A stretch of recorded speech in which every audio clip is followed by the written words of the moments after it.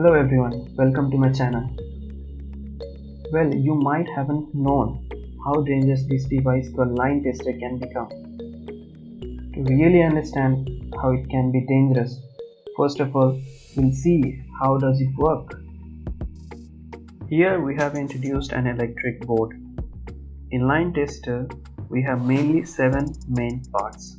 First being metallic outer cap, then spring, metallic container, neon LED bulb, resistance, another metallic cap, transparent glass casing, finally metallic rod. When the line tester is brought in contact with electric current, you can see how LED glows. Let's see the circuit diagram for line tester connection.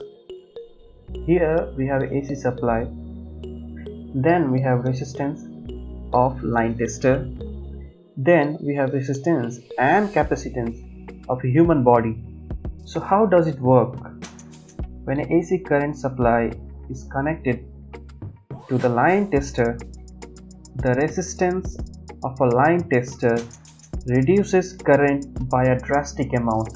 This can be achieved only by having a large resistance. So if we have a large resistance, the current drawn to the body is very minimal. This is the key factor of line tester working. The current flowing through human body is very less. Finally, we'll see how line tester can be very dangerous. The very first thing, the line tester doesn't meet construction requirement of UK GS38 and even Indian agencies.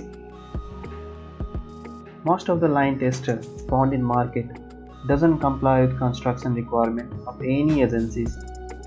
These are purely used for local purposes.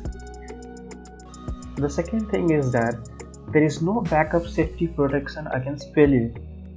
The core dependence is on the resistance. If the resistance fails, there is no backup safety protection for the failure. Well, in this case, human body is prone to high amount of current and voltage flowing through the body. The body suffers from huge damage. Now let's get to the calculation. In order to have a safe working environment, the current drawn to the body, human body, should be in the range of 0.0002 ampere. The resistance of a neon bulb LED is about 1.5 mega ohms.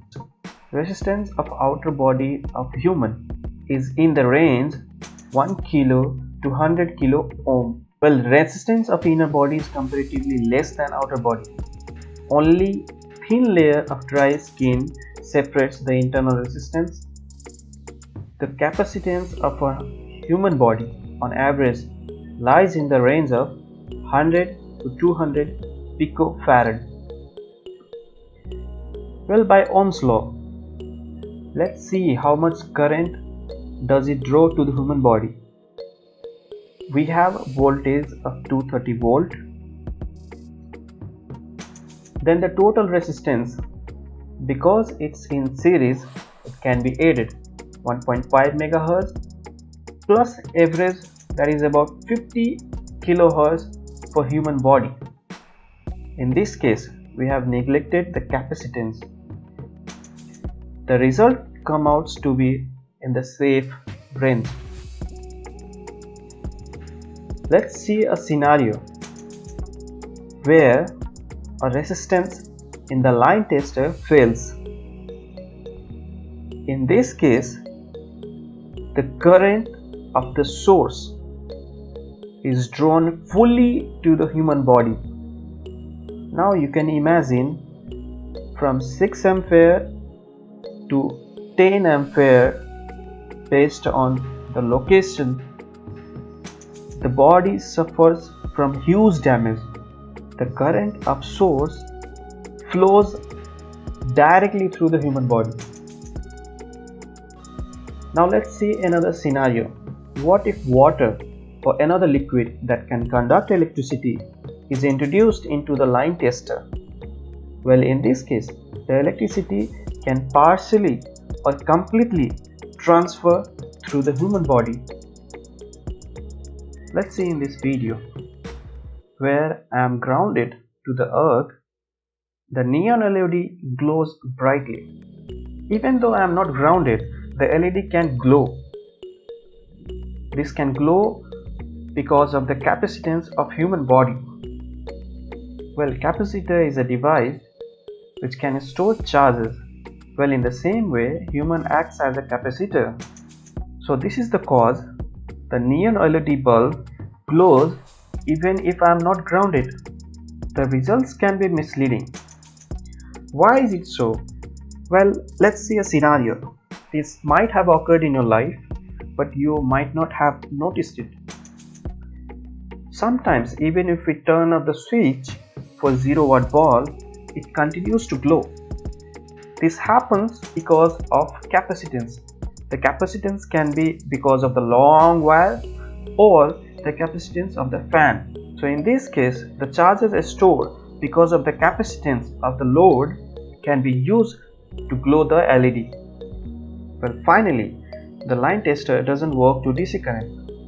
In order to work, there must be a potential difference. In DC current, there is no voltage difference. So the core thing here to notice is that this simple device can be very fatal. So let me remind you, when you use this device in your house, be careful. Thank you for watching the video. Please do like, comment and subscribe.